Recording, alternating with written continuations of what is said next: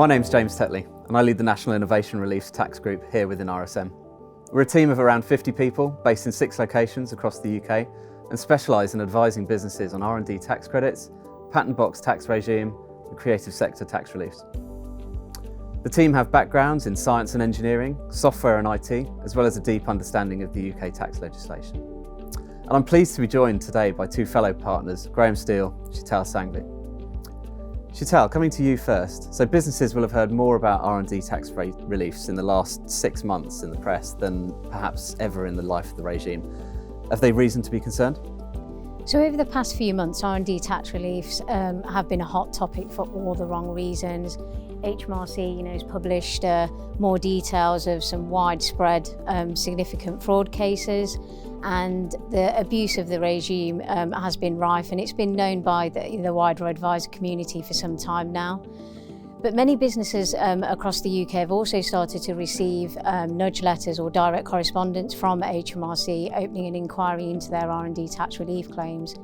But however, despite all of this, businesses should not be discouraged by making R&D tax relief claims. And this is the real risk here, that all this noise around R&D tax credits in the market will deter businesses from making relevant claims into HMRC. But as with other area of tax, wider regulation, seeking specialist advice is crucial in this area. And Graham, we talk a lot about R&D, but creative sector and patent box, there's a lot going on there too. That's right, James. We do some great work in those areas, and there's a lot going on there too. So on patent box, whilst the new regime has added additional complexity for many claimants, it's still a really valuable benefit and some really significant tax savings to be had.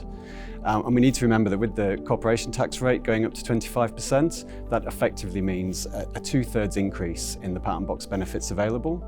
So what we're starting to see is a lot of companies starting to revisit patent box and really look again at maximising that relief. On creative sector tax reliefs, the really positive news is there's been a temporary doubling of the rates for the cultural tax reliefs.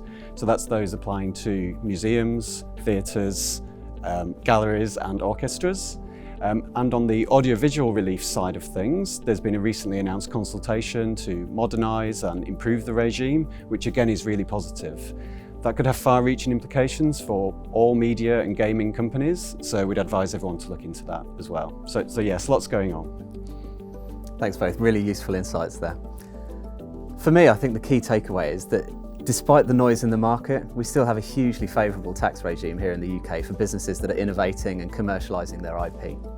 Whether it's R&D tax credits or combined with patent box tax reliefs, and for those businesses for whom it's applicable, creative sectors too. The key to all of this is to make sure that you take appropriate advice at the right time, and that's absolutely critical. It's also where we come in. We'd be delighted to talk to you about how we can help.